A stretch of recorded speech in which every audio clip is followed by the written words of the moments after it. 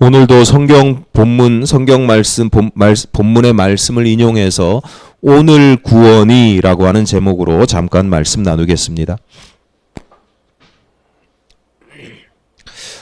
꽤 오랜 기간 동안 국회의원으로 활동하신 분 중에 정동영 의원이라고 있습니다.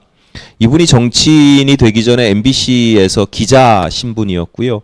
또 앵커였는데 아주 잘 나갔습니다. 스타 기자, 스타 앵커였습니다.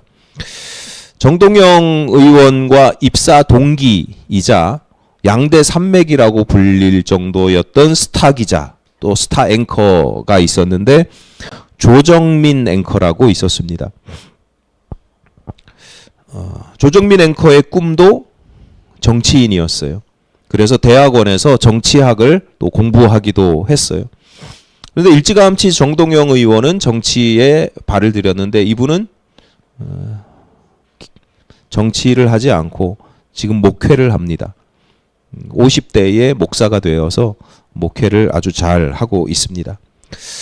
이분이 그 당시에 예수를 믿었던 게 아니에요. 이분이 그 스타 기자, 스타 앵커 시절에 예수를 믿게 된 계기가 있습니다.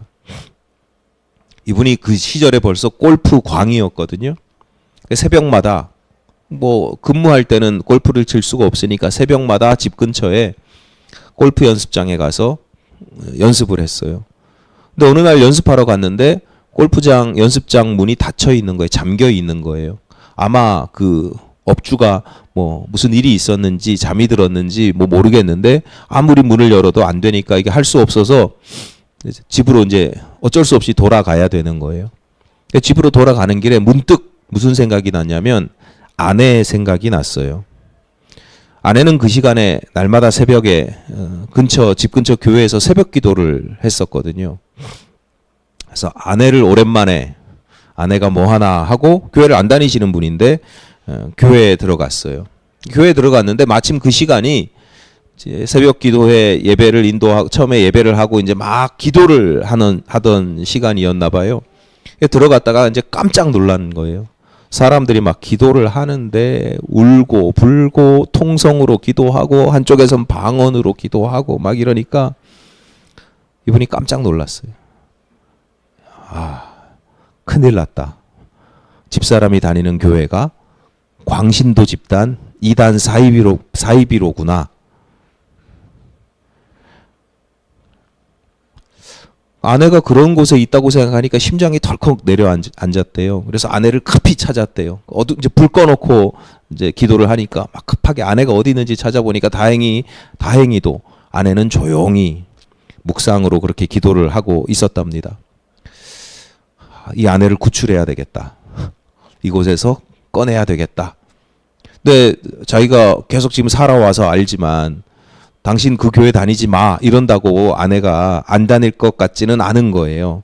그래서 이 사람이 가만히 생각하다가 이 교회가 당신이 다니는 그 교회가 이상한 곳이라는 걸 객관적으로 증명을 해야 되겠다. 그래서 이 광신도 집단의 행태를 카메라 출동에 담아야 되겠다.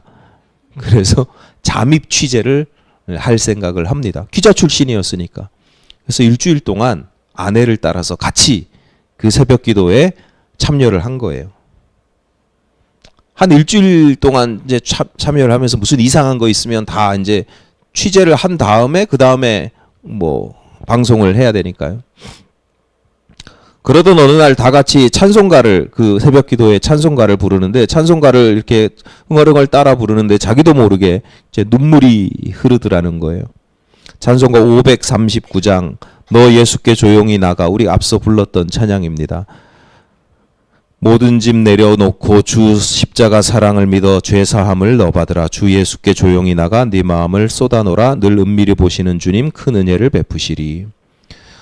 자기도 모르게 자기가 의도하지 않았는데 눈물이 주룩주룩 나는 걸 옆에 있던 아내가 보고 이제 눈치를 챈 거예요. 그래서 남편을 설득해서 다음날 목사님을 초대를 해서 신방 좀 와주십시오. 그래서 신방을 받고 여차저차 남편이 이런 상황입니다. 그래서 그 자리에서 예수를 영접했답니다. 그때부터 이제 신앙생활을 시작하게 됐고 점점 뭐 다 그렇죠. 어제도 지방 장로님 자격 심사를 제가 이제 하는 곳에 갔는데 한 분이 그런 이야기를 해요. 이제 장로님이 되셨는데 20여 년 전에 신앙생활을 제대로 시작하는데 너무 힘들었다고 뭐 그런 이야기들을 해요. 뭐 신앙생활이라는 게 그렇게 날마다 즐겁고 편하고 행복한 것만은 아니고, 아까 우리 정유진 집사도 그런 기도를 했지만 마음이 막 하나님을 떠날 때도 있고 뭐 그런 거예요. 우여곡절 끝에 그렇게 신앙생활을 해서 지금은 이제 목회자까지 되었는데 신앙생활을 시작한 계기가 그렇다는 거예요. 그러고 보면 하나님의 역사, 하나님의 섭리가 참 신비하고 놀라운 것 같아요. 저 사람은 조금만 꼬시면 금방 싹 넘어와서 예수 믿을 것 같은데, 교회 다닐 것 같은데 평생을 안 다니는 사람이 있는가 하면 저 사람은 그냥 아주 그냥 얼굴에 철판을 깔고 있는 것 같고 평생 바늘로 찔러도 피 한 방울 안 나올 것 같은 사람이 어느 순간 갑자기 예수를 덜컥 믿는 경우도 있죠. 그러니까 조정민 앵커는 그 후자에 해당이 됩니다. 예수를 믿는 것 또는 예수에 대해서 호감을 가진 게 아니고 적대적이었어요. 적대적인 감정을 가지고 경계하고 멀리 했는데, 그런데 지금은 목사가 되어서 목회를 한다? 이게 참 신비한 일입니다. 그러니까 성도들은 자기 자신이든 아니면 다른 사람에 대해서든 저 사람은 절대로 변하지 않을 거야 라고 함부로 단정 짓지 말아야 합니다. 성도들은, 모든 사람들이 그렇지만 성도들은 더욱더 그렇습니다. 성도들은 왜 그러냐면 하나님의 은총과 섭리가 얼마나 대단한지를 늘 믿음으로 고백하는 사람들이잖아요. 하나님의 은총과 섭리는 대단합니다 라고 하는데 내 현실 속에서 저 사람한테는 안 돼, 이렇게 우리가 믿지는 않거든요. 우리는 늘 하나님의 은총과 섭리를, 기가 막힌 은혜와 섭리를 사모하고 간구하기도 합니다. 그 하나님께서 은밀히 보고 계셔서 내 눈에는 잘 안 보이고 뭐가 안 일어나는 것 같고 답답하고 그럴 때도 있지만, 그 은밀히 보시는 하나님께서 큰 은혜를 베푸실 때가 있다. 하나님의 때가 되면 큰 은혜를 베푸신다. 그 큰 은혜 앞에 변하지 못할 사람은 없다고 하는 겁니다. 다른 사람뿐만 아니라 여러분 자기 자신에 대해서도 마찬가지입니다. 나는 평생 이렇게 살아갈 수밖에 없어 라고 단정 짓지 마시고, 이 모양 저 모양으로 하나님의 큰 은혜가 내게 비추어지면 내가 내 인생에서 놀라운 변화가 일어날 수 있다고 하는 믿음과 기대와 소망을 가지고 살아가실 때 놀라운 역사가 일어날 줄로 믿습니다. 오늘 본문 1절 2절입니다. 예수께서 여리고로 들어가 지나가시더라. 삭개오라 이름하는 자가 있으니 세리장이요 부자라. 단서가 몇 개 있습니다. 예수께서 여리고라고 하는 큰 도시를 지나가시는 중이었고 그곳에서 삭개오라고 하는 사람을 만납니다. 성경은 그 삭개오라고 하는 사람에 대한 정보를 아주 간단하게 전하는데 세리장이었으며 부자였다라고 이야기를 합니다. 자주 말씀드리지만 신약시대의 세리는 단지 세금을 걷는 세무공무원 정도가 아니었습니다. 그 당시는 로마의 식민지 시절이었기 때문에 세금을 거두어서 그 세금을 누구에게 내냐면 로마 정부에게, 로마 황제에게 바치죠. 근데 이스라엘은 굉장히 민족 의식이 강한 나라이기 때문에 이스라엘 백성들 입장에서 이 세리는 로마 정부의 앞잡이나 마찬가지인 거예요. 그러니까 우리나라가 일제 강점기에 친일파 또는 순사들 앞에서 이렇게 하는 뭐 낙가무라상 뭐 이런 있잖아요. 뭐 그런 일제 앞잡이와 같은 사람들이에요. 그래서 본문 7절을 보시면 뭇사람이 보고 수근거려 이르되 저가 죄인의 집에 유하러 들어갔도다. 뭇 사람들, 그러니까 그 주변에 있던 모든 사람들이 저 사람이 죄인이야, 저 사람은 죄인이야 라고 여겼다라고 하는 겁니다. 당시 로마 정부가 식민지에서 세금을 걷기 위해서, 세금을 보다 안정적으로 걷기 위해서 사용하던 시스템이 있어요. 옛날에는 그 세금이 주로 이제 뭐 인두세가 많으니까, 예를 들어서 인두세라고 하면 어떤 사람의 숫자, 백성들의 숫자, 그 지역에 몇 명이 살고 있는지를 딱 헤아려서 정해진 세금을 매깁니다. 이 지역에는 뭐 5억, 저 지역에는 인구가 많으니까 10억, 저 지역에는 30억, 뭐 이런 식으로 세금을 딱 책정을 해요. 금액을 책정을 해요. 그러면 세리가, 그 지역을 담당하는 세리가 그 돈을 로마 정부에 먼저 선납을 하는 거예요. 내가 먼저 내요. 그럼 로마 정부 입장에서는 돈을 먼저 받았으니까 신경 쓸 일이 없는 거죠. 그 대신 로마 정부가 그 세리에게 권리를 주는 겁니다. 그 지역에서 세금을 걷어라. 근데 그 세금을 얼마나 많이 걷는지는 관여하지 않아요. 난 이미 받았으니까, 필요한 만큼 받았으니까 관여하지 않아요. 그러면 세리들이 양심적으로 자기 인건비만, 최소한의 마진과 뭐 돈을 먼저 냈으니까 이자만, 비용만 더 걷었을까요? 예, 요즘도 안 그러는데 뭐 옛날에 그럴 리가 있겠습니까? 어차피 내가 세리인 경우는, 세리라고 하면 이미 이 로마 정부의 앞잡이, 민족의 반역자로 낙인 찍힌 사람들이잖아요. 이미 베린 몸이거든요. 뭐 백성, 다른 사람들의 뭐 눈치를 보거나 이런 게 무서운 사람이 아니에요. 그러니까 서민들을 혹독하게 착취하는 경우가 허다했습니다. 그래서 그 당시에 이스라엘에서 유행하던 표현, 관용구 중에 이런 표현이 있어요. 광야에서 조심해야 될 게 두 가지가 있는데, 하나는 늑대이고 또 하나는 뭐다? 세리이다. 어디에서 조심해야 될 게? 광야에서조차. 그러니까 도시에서가 아니라 광야에서조차 세리를 만나면 위험하다 이거예요. 삭개오가 부자였답니다. 세리장이었을 뿐만 아니라 부자였다는 거예요. 그러니까 맥락으로 보면 세리장이요 부자였다, 이렇게 두 명사로만 이 삭개오에 대해서 설명하고 있지만, 이런 전체적인 맥락에서 보면 그만큼 가혹하게 세금을 거두었을 확률이 굉장히 높습니다. 그래서 앞서 말씀드렸듯이 무사람들이, 모든 사람들이 그를 죄인으로 여겼던 이유입니다. 그런데 이 삭개오가 단지 세리가 아니라 세리장이에요. 게다가 단지 돈이 많을 뿐만 아니라 지위도 높은 사람이었다. 그럴 만한 이유가 있는데, 앞서 말씀드렸던 예수께서 삭개오를 만났던, 삭개오가 거주하던 도시 이름이 뭐라고요? 여리고였대요. 여리고는 시골의 작은 도시, 작은 마을이 아니고요. 예루살렘보다 훨씬 오래된, 오늘날에도 있어요. 오늘날에도 가장 인류 역사상 가장 오래된 도시 중에 손꼽히는 데가 여리고예요. 그러니까 그만큼 옛날부터 사람이 주거하기가, 살기가 좋은 곳이에요. 이스라엘 땅이 다 물이 귀한 곳인데요. 여리고는요, 물이 풍성해요. 사람이 사는데 물이 굉장히 중요하잖아요. 4대 문명이 다 큰 강 주변에서 형성이 되잖아요. 그러니까 여리고도 마찬가지예요. 여리고의 별명 중에 하나가 종려나무의 성읍이에요. 그러니까 종려나무가 대추야자를 맺는 열매인데요. 열매랜다. 대추야자라는 열매를 맺는 나무인데요. 키가 엄청 높이, 가서 보면 막 엄청 높이 솟아 있어요. 그러니까 되게 신기하죠. 주변에 그 근처에 다른 도시는, 다른 지역은 다 광야 빈들인데, 거기 가보면 푸릇푸릇하고요. 나무들이 높고요. 뭐 그래요.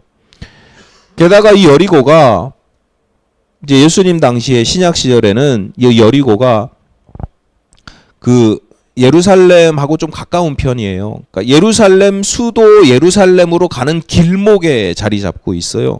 그러니까 많은 사람들이 지나가는 길목이고, 많은 사람들이 지나가는 길목이라는 건 그 지나가는 길목에 교역품도 지나간다는 거예요. 그러니까 이게 보세요. 사람들 많이 살지요. 농사 잘 되지요.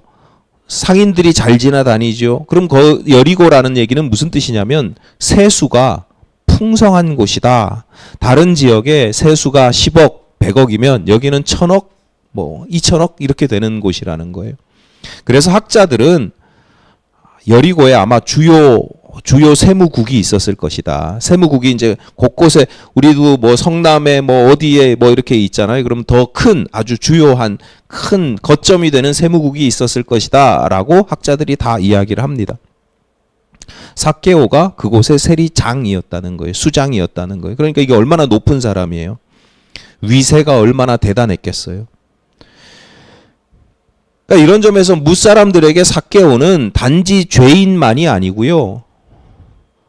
절대로 구원받지 못할 사람이에요. 구원의 가능성이 희박하다, 적다 이게 아니라 저런 사람은 여러분 한번 떠올려 보세요. 여러분 주변에 저 사람은 절대로 구원받지 못할 것 같아. 또는 그런 생각도 드는 전 20대 때는 그런 생각도 했던 것 같아요. 하나님 무슨 일이 있어도 저 사람은 구원받으면 안 됩니다. 뭐 이런. 옛날 어른들은 뭐 예를 들어서 김일성 구원받아도 돼요? 옛날 어르신들은 이거 절대 안 되는 거예요. 마지막 죽기 직전에 회개해가지고 구원받으면 안 되는 거예요. 삭개오가 그런 사람이에요.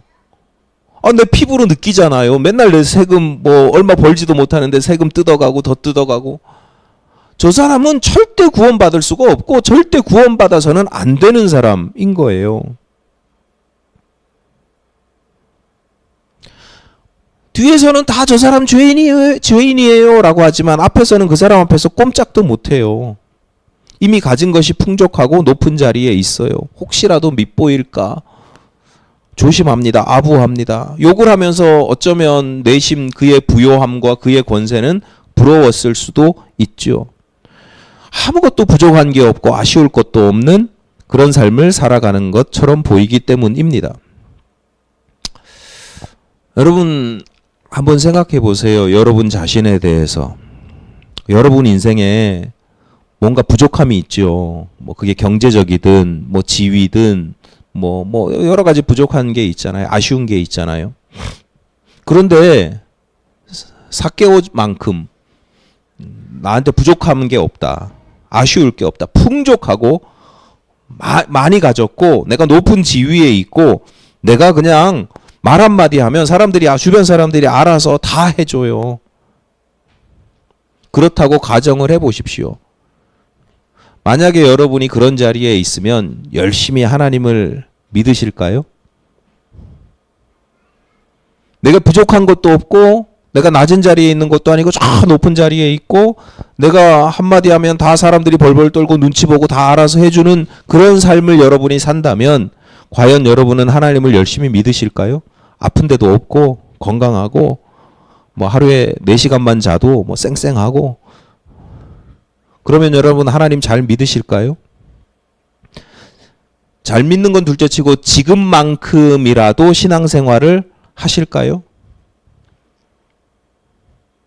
돈도 많은데 뭐 주일이면 골프 치러 가고 저기 어디 해외 여행 다니고 저 같으면 그럴 것 같아요. 한 달씩 한 달은 저 유럽 찍고 오고 모르는 일이긴 하지만 그렇지 못한 경우들이 종종 있습니다. 왜냐하면 예나 지금이나 사람들이 대중들이 신앙생활을 하게 되는 하나님을 믿고 신앙생활을 하는 중요한 이유 중에 하나가 결핍 때문이거든요. 내게 부족한 결핍. 그래서 하나님을 열심히 믿어서 그 결핍을 채우려고 해요. 돈이 없는 사람은 돈 때문에 하나님 믿는 거예요. 하나님 제가 돈이 없어요. 돈 좀 채워주세요. 사회적 지위가 낮은 사람은 지위가 높아지기를 원해요. 교회에서 사람들하고 막 사회적 지위가 높은 사람하고 같이 어울리면서 높아지는 것 같아요. 세상에 나가면 김씨인데 교회 가면 권사님 막 해줘요.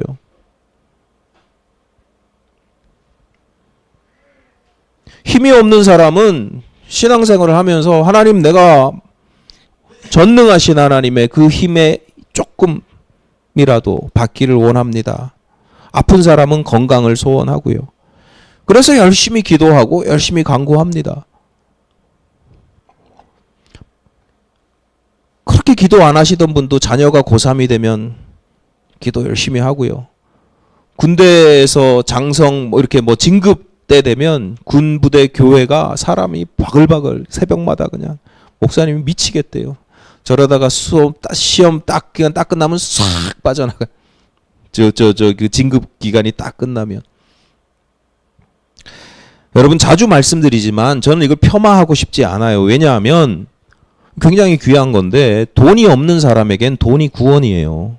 배고픈 사람에겐 밥이 구원이고요. 아픈 사람에게는 건강이 구원이에요. 얼마나 소중한 건데요. 여러분 저는 돈을 하찮게 여기지 않고 건강을 하찮게 여기지 않아요. 밥이 얼마나 귀한 건데요. 그래서 하나님께서 종종 우리들에게 그런 결핍을 채워주시는 거예요. 우리가 기도하면 들어주신단 말이에요. 그냥 밥을 주시는 게 아니라 그냥 돈을 주시는 게 아니라 우리의 결핍을 채워주시고 그로 말미암아 우리가 거기에 얽매이지 않고 집착하지 않고 자유함을 얻게 해주시기 때문에 그게 구원이고 그게 해방이에요. 일용할 양식을 공급하시고 신유와 회복의 역사를 경험케도 하시죠. 그러니까 그 모든 게 구원의 일환이기 때문에 이 절대로 하찮게 여길 게 아닙니다.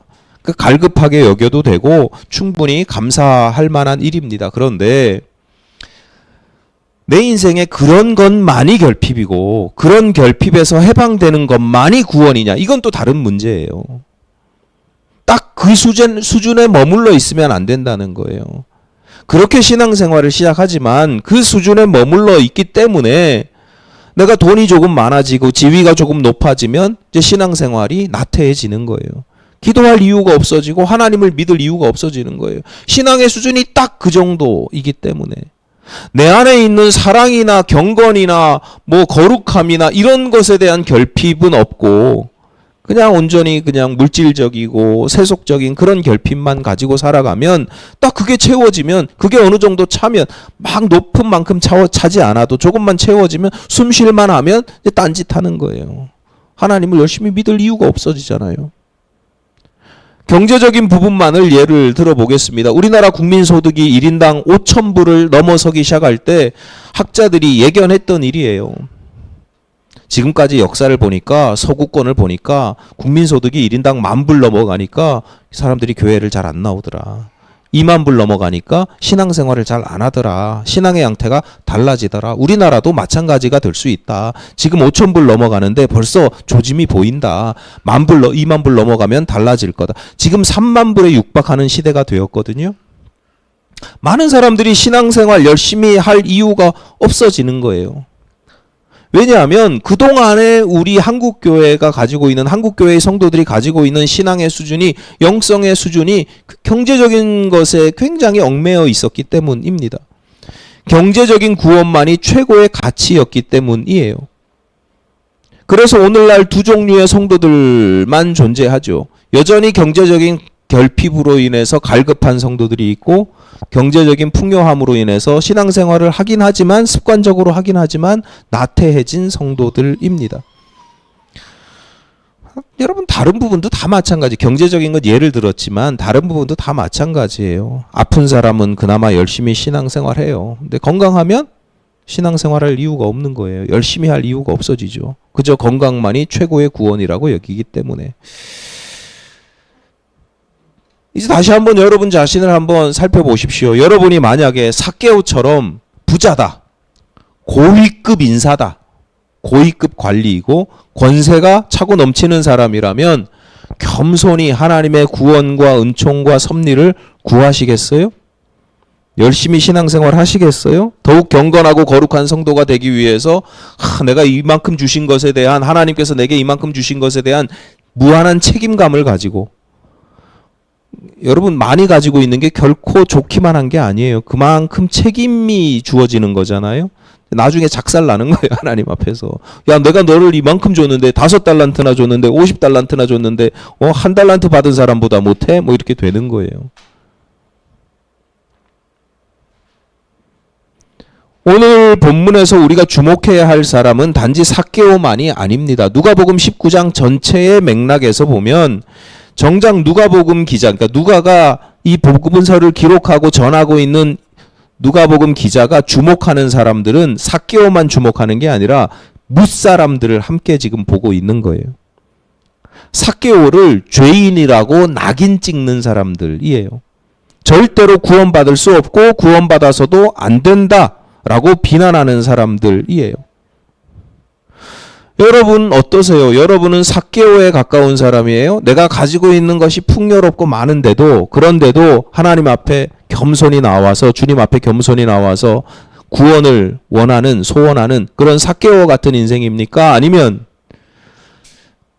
저 사람은 절대, 또 나는 절대로 여기서 더 이상 변화될 수 없다고 단정짓는 뭇사람들과 같은 영혼입니까?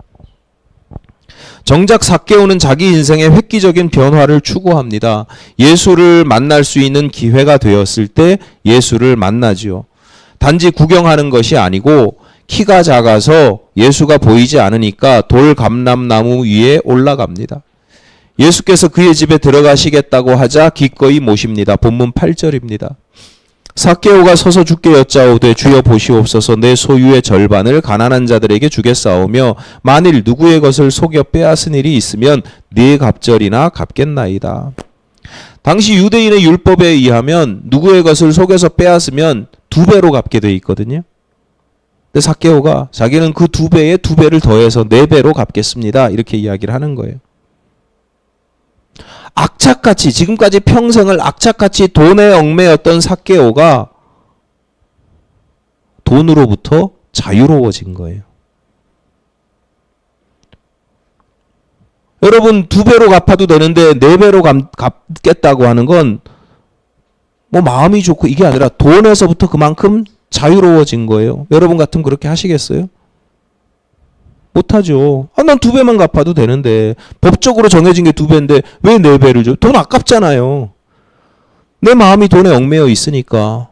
지금 삭개오는요, 돈으로부터 구원받았어요. 돈으로부터 자유로워졌어요. 왜 그래요? 예수를 영접했기 때문이에요. 예수를 구주로 영접하는 것이 그 무엇보다도 큰, 비교할 수 없는 큰 기쁨이었기 때문이에요. 본문 9절입니다. 예수께서 이르시되 오늘 구원이 이 집에 이르렀으니 이 사람도 아브라함의 자손임이로다. 예수께서 삭개오에게, 그리고 삭개오에 대한 말씀을 주변 사람들에게 이야기를 해요. 구원을 선포하십니다. 구원받았다는 거예요. 언제 구원받았다고요? 오늘, 지금.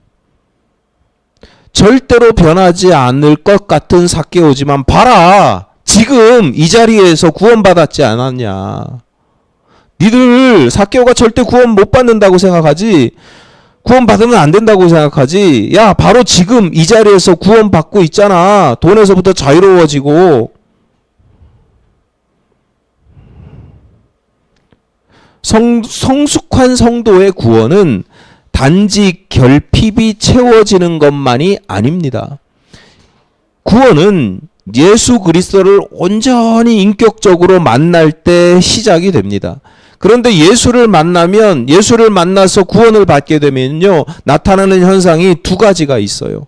하나는 변화이고 또 하나는 즐거움입니다. 변화되는 게, 하나는 변화예요. 변화인데 그 변화되는 게 고통스러운 게 아니라 즐거워요. 기뻐요. 여러분, 매일매일 삶의 순간마다, 주일마다 이렇게 말씀을 들을 때마다 그리스도 예수를 만나실 뿐만 아니라 온전히 영접하시기를 바랍니다. 그래서 여러분의 구원이 20년 전, 30년 전 그 언젠가가 아니라 오늘의 구원이 있어요. 지금의 구원이 있어요. 오늘의 구원이 여러분의 삶에서 나를 변화시키고 나를 즐겁게 하는, 나를 행복하게 하는 오늘의 구원을 누리시기를 바랍니다. 예수를 만날 때마다, 말씀을 들을 때마다, 내가 기도하다 예수를 만났어요. 말씀을 듣는 가운데 예수를 만났어요. 만나는 걸로 그치는 게 아니라 그 예수를 영접하면, 온전히 영접하면 오늘의 구원이 나타난다라고 하는 겁니다. 서두에 말씀드린 조정민 앵커의 이야기입니다. 이분이 예수를 영접한 것 못지않게 중요한 게 있어요. 그때부터, 예수를 영접한 그때부터 이분의 삶이 변화되기 시작합니다. 그냥 예수 믿고 나 이제부터 교인이 되어서 교회 다니고 이게 아니라 그 삶의 자세들이 변화되기 시작해요. 예수님을 믿기 전에는 날마다 과중한 업무, 스트레스에 치여서 지내다 보니까 집에 들어오면 녹초가 되었대요. 일만 해도 녹초가 되는데 아주 주당이었나 봐요. 그래서 한 번에 소주를 10병 이상씩 마시고 막 그랬대요. 폭탄주 마시고 그랬다는 거예요. 그걸 마셔야 그나마 스트레스가 좀 풀린다고 생각을 하니까. 그 술에 취해서 밤늦게 들어오면 집에서 가족들이 반길 리가 없잖아요.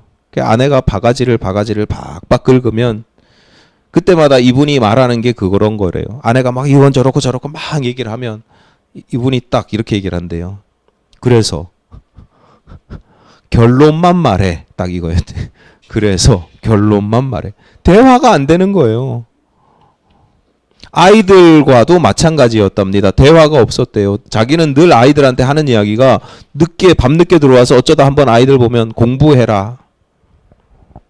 그 한마디 뿐이었대요. 아이들에게 원하는 대답도 딱 한 가지, 두 가지 종류인데 예면 예고 아니면 아니요.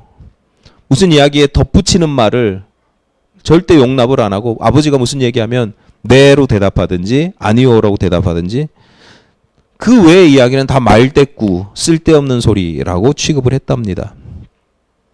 근데 이분이 예수를 딱 믿고 나서 가장 먼저 한 게, 예수를 제대로 영접하고 나서 가장 먼저 한 것 중에 하나가 14살짜리, 그 당시에 14살짜리 큰 아들에게 사과를 했대요. 야, 아버지가 되어서 수시로 약속을 어긴 것 사과했답니다. 내가 너를 대할 때 기준이 없이 내가 기분이 좋으면 나무라야 될 일도 그냥 넘어가고, 내가 기분이 나쁘면 사소한 일에 대해서도 막 혼내고 크게 나무라고, 이런 거를 14살짜리 아이한테 미안하다고 이야기를 했대요. 그 이야기를 듣던 아이가 아무 말도 대꾸도 안 하고 1시간을 계속 울더래요.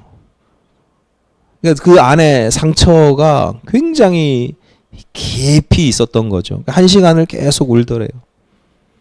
그래서 이 아이가 내가 생각하는 것보다 훨씬 깊은 상처를 가지고 있었구나를 깨달았답니다. 그런 식으로 계속 변화되는 모습으로 1년을 지냈더니 어느 날 아내가 이렇게 말하더랍니다.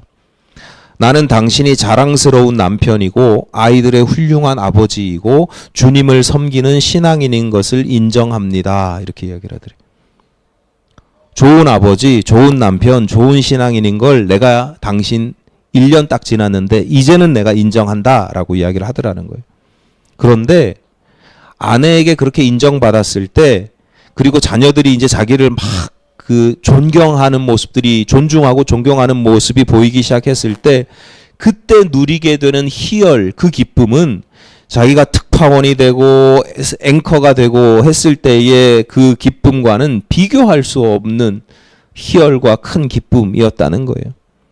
단지 내가 인정받았기 때문이 아니라, 존경받기 때문이 아니라, 진짜로 나와 함께 하시는 하나님이 나를 이렇게 변화시켜 주시는구나. 내 삶을 이토록 변화시켜 주시는구나. 나를 통해서 역사하시는 하나님을 경험했기 때문. 절대로 변할 것 같지. 나는 누가 와도 난 절대로 예수 안 믿어. 절대로 안 변해 라고 했던 내가 이렇게 놀랍도록 변화될 수 있다는 사실에 기쁘고 행복했다는 거예요.